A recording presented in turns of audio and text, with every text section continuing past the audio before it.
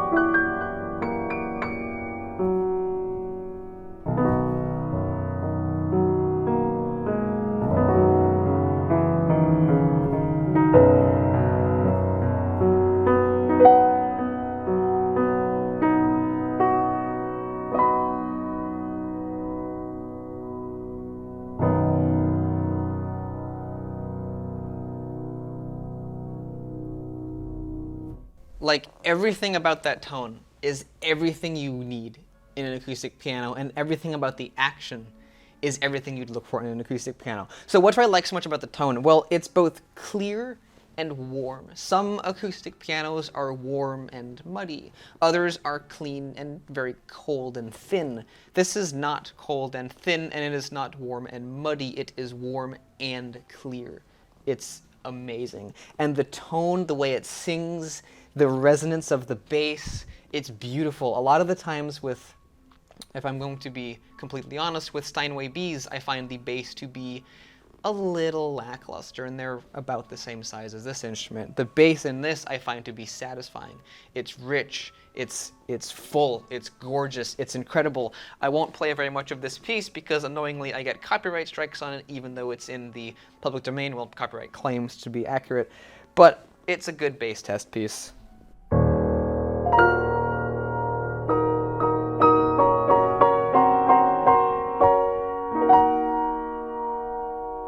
Right? That low E flat. And then the sparkle of the treble. That bass is so, so nice.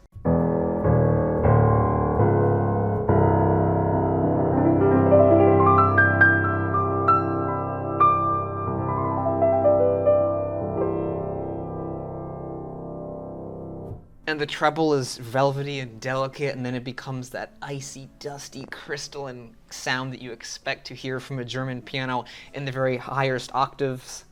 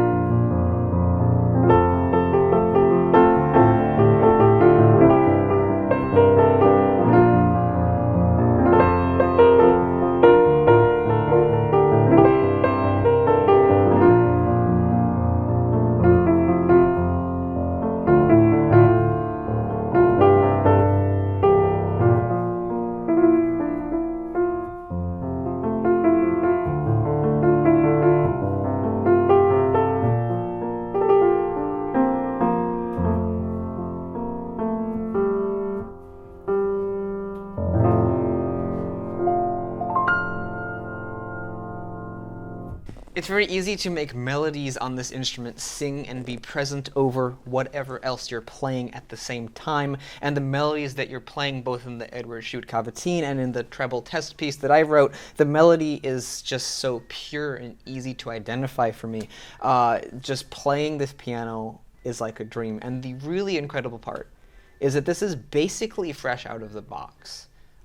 It's probably been tuned since it's been opened, but the action hasn't been worked on since it's come out of the box, and it feels amazing, and it can only get better from here. There's another C. Bechstein over there that has been prepped by Benjamin Kim's very high-level technician, and it feels even better than this, and this piano feels really, really good. So the action that's found in these C. Bechsteins is also really, really great. That's one thing that makes the concert instruments different from the Academy. There's a little bit less prep work, or perhaps I should say there's a little bit more prep work that goes into the concert line than that goes into the Academy series, which are very nice pianos. I've done videos of them. But the concert C. Bechstein takes the niceness and the beauty of the Academy line and puts that on a whole new level, just elevates it to an entirely new dimension. I thought I'd talk a little bit about some of the physical aspects of the C. Bechstein. Since I've talked so much about the aural aspects and the physical things of the action, let's talk about some of the really cool visual details that can, at a glance, help you know that this is not only a high-quality instrument, but also a European and specifically German piano. There are two things in here that strike out to me, as an American familiar with American pianos, that this is definitely a European piano. If I knew nothing about C. Bechstein, but I knew some things about piano visuals, there's two things here. One of them being this latch. I've had a few Europeans on the comment section, it's so cool that I've got fans from around the world, seem very surprised that this is not a more widespread American piano feature, and in fact this seems to be pretty much limited to European pianos as well as some of the Japanese, like the Yamaha CFX has this latch. But this is traditionally often a very European German latch. You will always see this on many of the European and German pianos, and it's just a neat little thing that helps keep the lid closed via transport, or even just to keep people who know little about pianos from opening up the lid. If they don't know this latch does anything, they won't know how to open the lid. So a very simple way to lock the instrument. The other thing that makes this piano very European looking to me is the beautiful wood used on the inside. See, Bechstein is not the only piano maker to do this. Almost all European piano makers do, from Fazioli to Estonia to Blüthner to Busendorfer to C. Bechstein, of course.